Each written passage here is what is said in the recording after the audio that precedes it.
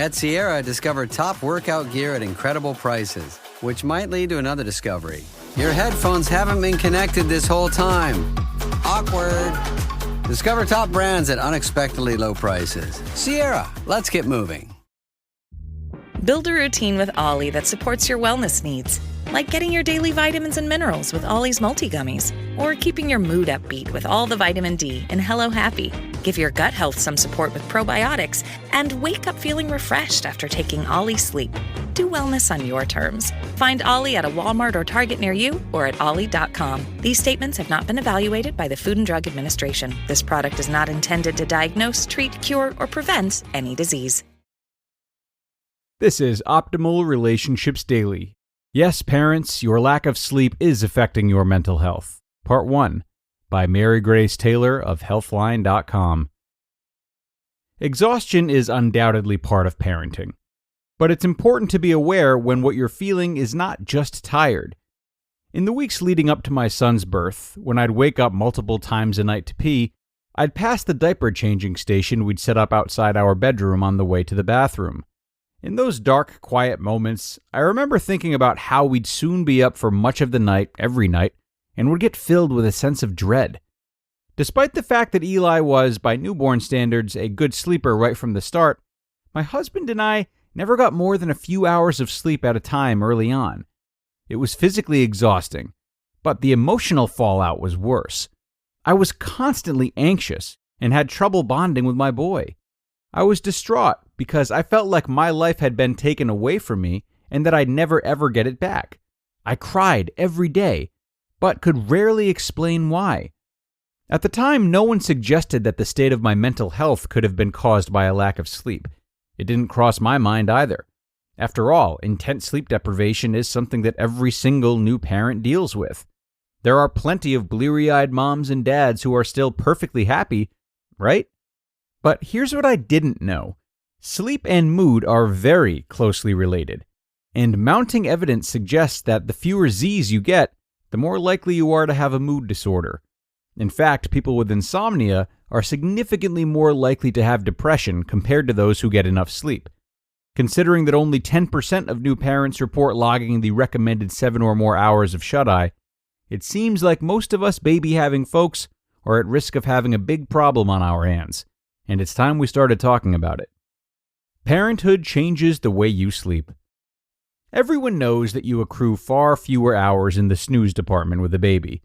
From the second people find out you have a little one coming along, many feel the need to say things like, "Rest while you can," or "You won't be sleeping in once the baby comes along." Yes, great, super helpful. Babies are sleep stealers for obvious reasons. In the very early days, they have no sense of day versus night. They need to eat every few hours round the clock. They don't like being put down to sleep alone and would rather be snuggled or bounced or rocked or walked around the block in their stroller 100 times. But it's not just the baby that's keeping you up. Even if you're exhausted, the intense pressure to sneak in sleep whenever possible can actually make it harder to doze off. Quote, "You may end up ruminating over whether you're going to be able to fall asleep. You might think, this is my time. This is the 3 hours I have. I have to sleep now." That doesn't work for anybody, explains Catherine Monk, Ph.D., professor of medical psychology in the departments of psychiatry and obstetrics and gynecology at Columbia University. And even if your mind isn't revved up over trying to fall asleep, when you actually have that quiet time when you're not tending to your tiny human, all the things you didn't have a chance to think about before suddenly start flooding your brain. From big questions like, what will life be like after your parental leave ends, to mundane ones like, what's for dinner tomorrow? The sleep situation can get even worse if you recently gave birth. The steep drop in hormones like estrogen and progesterone that comes right after your baby is born can affect parts of your brain responsible for helping you snooze, leading to major sleep disruptions. The result isn't just fewer hours of total sleep. It's lower quality sleep that doesn't sync up with your body's natural circadian rhythm. Dozing in 1 or 2 hour snippets deprives you of REM sleep, which plays an important role in emotional health, learning, and memory. Missing out means the sleep you do manage to sneak in is less restorative. That can leave your nerves shot and send your mood straight to the gutter.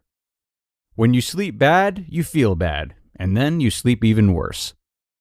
A night or two of crummy sleep means you might be in a crummy mood.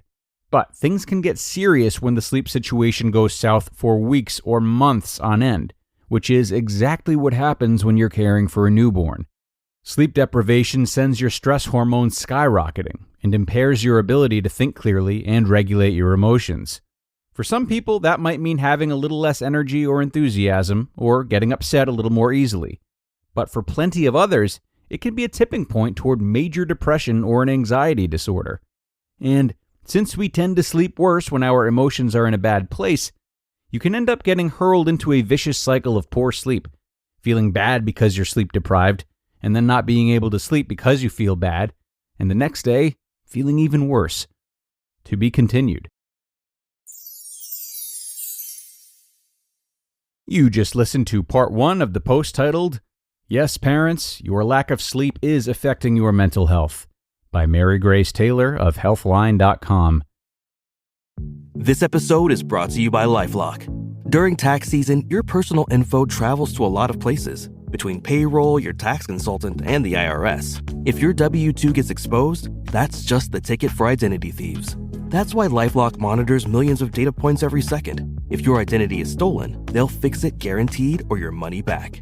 Don't let identity thieves take you for a ride. Save up to 40% your first year. Visit LifeLock.com/podcast. Terms apply. This episode is brought to you by Amazon. Sometimes the most painful part of getting sick is the getting better part. Waiting on hold for an appointment, sitting in crowded waiting rooms, standing in line at the pharmacy, that's painful. Amazon One Medical and Amazon Pharmacy remove those painful parts of getting better with things like 24/7 virtual visits and prescriptions delivered to your door. Thanks to Amazon Pharmacy and Amazon One Medical, healthcare just got less painful. Part 1 in the books, folks. I really like where this post is going. Sleep is one of those really silent killers. Something that's so easy to overlook and work around due to the subtlety and immeasurability of its effects. This is a really important thing to talk about for anyone who doesn't sleep enough, not just parents. But it's important to note the ways in which this can impede our relationships with both our children and ourselves. So if you like where this is going, do come on back for the second part tomorrow, where we will hear some more research and more ideas on how to overcome this so as to develop a healthy lifestyle for yourself and your children. I'll have most of my commentary then, and I will look forward to seeing you for that Friday episode tomorrow. That's where your optimal life awaits.